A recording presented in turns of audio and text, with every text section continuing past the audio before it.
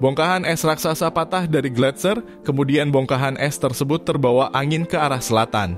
Kemudian pada April 1912, sebuah kapal yang bernama Titanic melalui pelayaran perdananya dari Southampton, Inggris menuju New York, Amerika Serikat dan menabrak bongkahan es tersebut. Dalam rentang waktu 3 jam saja kapal besar itu tenggelam dan merenggut nyawa kurang lebih 1.500 penumpang dan petugas. Bangkai kapal tersebut akhirnya jatuh ke dasar lautan dan berada di kedalaman 3,8 km di bawah permukaan laut. Berjarak di sekitar 640 km sebelah tenggara Pulau Newfoundland, Kanada. Ternyata hingga saat ini tak mudah dan sangat berbahaya jika ingin mengunjungi atau melakukan penelitian di tempat kediaman kapal Titanic tersebut. Kedalaman laut sangatlah gelap dan berbahaya. Bahkan sinar matahari dapat dengan cepat terserap air dan tidak mampu menembus lebih 1.000 meter dari permukaan laut. Berdasarkan penelitian bahwa kapal Titanic berada dalam wilayah yang disebut Midnight Zone atau zona tengah malam.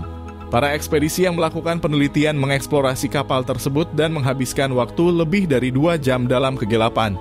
Sebelum pasir dasar laut akhirnya tampak terlihat karena lampu kapal selam. Akan tetapi hal itu hanya dapat terlihat beberapa meter saja. Peta-peta detail menunjukkan lokasi bangkai kapal Titanic terbentuk dari pemindaian resolusi tinggi selama puluhan tahun dan dapat membantu memberi petunjuk saat beberapa objek mulai terlihat. Berdasarkan informasi dari para peneliti yang menggunakan kapal Ocean Gate menyatakan bahwa betapa sulitnya bergerak di dasar laut. Semakin dalam sebuah benda menyelam ke bawah laut, semakin besar tekanan air di sekitarnya.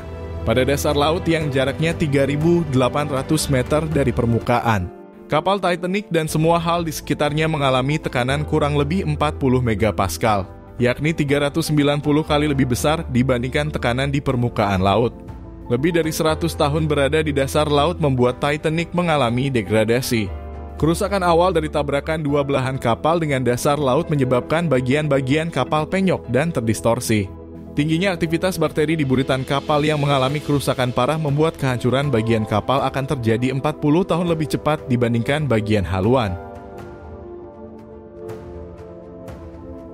Hasil penelitian yang dilakukan oleh para peneliti menyimpulkan bahwa tingkat bahaya dari mengunjungi bangkai kapal Titanic di masa sekarang sama besarnya saat tahun 1986. Ketika kelompok penjelajah pertama kali menemukan bangkai kapal tenggelam itu di kedalaman laut.